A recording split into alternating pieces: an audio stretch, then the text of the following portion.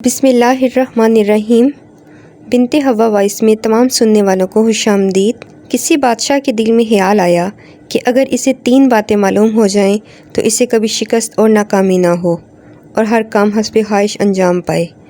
اس کے ذہن میں آنے والے 3 سوال یہ تھے: کس کام کو شروع کرنے کا کون سا وقت موزوں ہے؟ کن اشخاص سے صحبت رکھنی چاہیے اور کن سے پرہیز کرنا ضروری ہے؟ دنیا میں سب سے زیادہ اہم اور ضروری چیز کیا ہے؟ بادشاہ نے منادی کروا دی کہ جو بھی ان سوالوں کے اطمینان بخش جواب دے پایا اسے انعام و اکرام سے نوازا جائے گا۔ بہت سے لوگوں نے کوشش کی مگر کوئی بھی بادشاہ کو مطمئن نہ کر سکا۔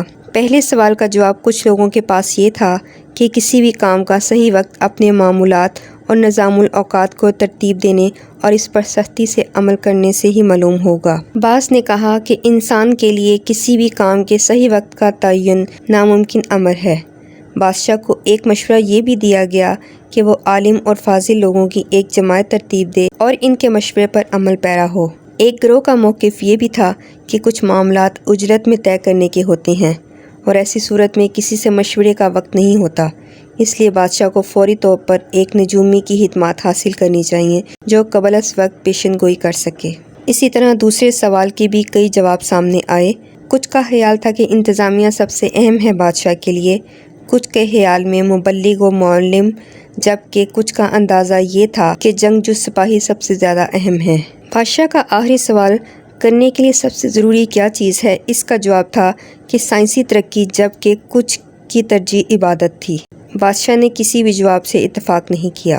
بادشاہ نے فیصلہ کیا کہ وہ ان جوابات کی تلاش میں درویش کے پاس جائے گا جو اپنی فہم و فراست کے لیے مشہور تھا۔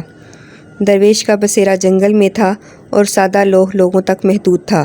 بادشاہ نے عام لوگوں جیسا حلیہ بنایا اور اپنے محافظوں کو ایک محسوس مقام پر چھوڑ کر اکیلا درویش کے ٹھکانے کی طرف روانہ ہو گیا۔ بادشاہ نے دور سے دیکھا تو درویش اپنے باغ کی مٹی نرم کر رہا تھا۔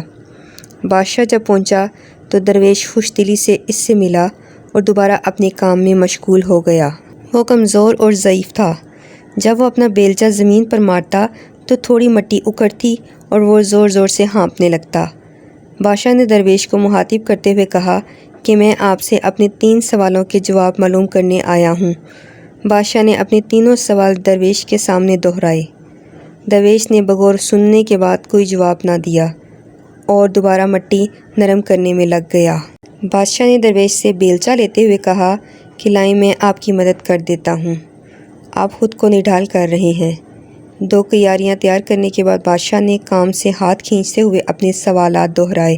درویش نے زمین سے اٹھتے ہوئے کہا کہ اب تم آرام کرو، میں باقی کام کر لیتا ہوں۔ بادشاہ نے بیلچہ نہیں دیا اور بدستور کام میں لگا رہا۔ 1 گھنٹہ گزرا اور پھر ایک اور۔ سورج درختوں کے پیچھے ڈوبنے لگا۔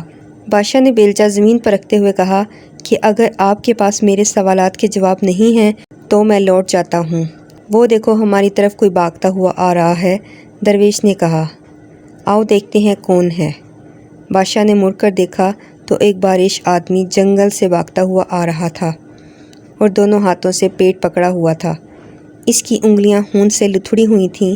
قریب پہنچتے ہی وہ بے ہوش ہو کر گر گیا۔ وہ بالکل ساکت تھا اور کراہنے کی مدھم سی آواز آ رہی تھی۔ بادشاہ اور درویش نے آگے بڑھ کر دیکھا تو اس کے پیٹ پر ایک گہرا زخم تھا۔ بادشاہ نے اس زخم کو ممکنہ حد تک صاف کر کے مرہم پٹی کر دی۔ جب خون بہنا بند ہوا تو بارش آدمی نے ہوش میں آتے ہی پانی مانگا۔ بادشاہ اس کے پینے کے لیے تازہ پانی لے آیا۔ اس وقت تک سورج ڈوب گیا تھا اور فضا خوشگوار ہو گئی تھی۔ بادشاہ نے درویش کی مدد سے اس انجان آدمی کو جھونپڑی میں بستر پر لٹا دیا اور اس نے اپنی آنکھیں موند لیں۔ بادشاہ کام سے اتنا تھکا ہوا تھا کہ لیٹتے ہی سو گیا۔ وہ گرمیوں کی مختصر رات میں پرسکون سو رہا تھا۔ جب وہ بیدار ہوا تو وہ زخمی آدمی اپنی روشن آنکھوں سے بادشاہ کو ٹکٹکی باندھے دیکھ رہا تھا اور بادشاہ کو بیدار دیکھ کر فوراً اپنی نحیف آواز میں معافی طلب کرنے لگا۔ بادشاہ نے کہا کہ میں تم کو جانتا نہیں، کس وجہ سے معافی مانگ رہے ہو؟ تم مجھے نہیں جانتے مگر میں تمہیں جانتا ہوں۔ میں تمہارا دشمن ہوں اور یہاں میں اپنے بھائی کے قتل کا بدلہ لینے آیا تھا۔ جب پورا دن گزرنے پر بھی تم واپس نہیں آئے تو میں تلاش میں نکلا اور تمہارے محافظوں کے نرغے میں پھنس گیا اور زخمی حالت میں وہاں سے بھاگا۔ تم نے کوشش کی اور میں مرنے سے بچ گیا۔ میں نے تمہارے قتل کا منصوبہ بنایا اور تم نے میری زندگی بچائی۔ جب تک زندہ رہوں گا تمہارا شکر گزار اور خدمت گزار رہوں گا۔ مجھے معاف کر دو۔ بادشاہ نے اسے معاف کر دیا اور درویش کو دیکھنے باہر نکلا تو وہ کیاریوں میں بیج بو رہا تھا۔ بادشاہ نے آخری بار اپنے سوال دہرائے۔ درویش نے بیٹھے بیٹھے جواب دیا کہ تمہیں جوابات مل چکے ہیں۔ بادشاہ نے استفسار کیا، کیسے؟ درویش نے کہا کہ تم اگر مجھے کمزور جان کر میرے لیے کیاریاں نہ کھودتے اور یہاں نہ رکتے تو واپسی پر اس شخص کے ہاتھوں قتل ہو جاتے۔ تمہارے لیے سب سے اہم وقت وہ تھا جب تم کیاریاں بنا رہے تھے، اور سب سے اہم کام اس وقت اس زخمی آدمی کی دیکھ بھال تھی، ورنہ وہ تم سے صلح کیے بغیر مر جاتا۔ اس لیے سب سے اہم آدمی وہی تھا تمہارے لیے، اور تم نے جو اس کے لیے کیا وہ سب سے اہم کام تھا۔ یاد رکھو، سب سے اہم وقت وہی لمحہ موجود ہے جس میں ہم کوئی کام سر انجام دیتے ہیں۔ سب سے اہم وہی ہے جو لمحے آپ کے پاس موجود ہیں، اور سب سے اہم کام کسی کے ساتھ بلائی ہے جو انسان کو دنیا میں بیچنے کا واحد مقصد ہے۔ اب بادشاہ کو اپنے تینوں سوالات کے جوابات مل چکے تھے۔ پیارے دوستو، اگر آپ کو ہماری ویڈیو پسند آئی ہو تو اسے لائک کرنا اور چینل کو سبسکرائب کرنا نہ بھولیے گا۔ اللہ تعالی ہم سب کا حامی و ناصر ہو۔ آمین ثم آمین۔